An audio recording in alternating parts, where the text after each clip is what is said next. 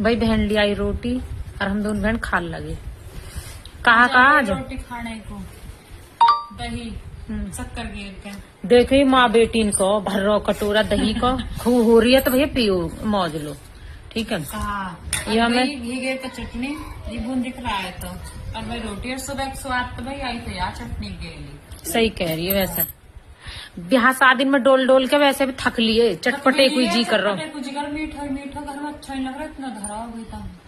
सही में मोमोन ने मौज कर दी ना। ना भाई खूब दिया भाई, 10-15 किलो डिब्बा तो पर्स पर ले देना, पर भाई मैंने मौज कर दी, मैंने सब खवाए खाओ, पर हम भी खाओ तुम भी तो खाओ और का बेकार हो जाते हुए फिर। या हमारे बहन ने चटनी बनाई, चटनी तो खैर रोज ही बनाए पर सब्जी भी बच जा भाई, रात की तो आवे वो बिना फेंके जाके। स्वाद भाई चटनी गेली आवे। आ जाओ भाई खा लो, जा दही खाने दही और बूंद दिख रहा है।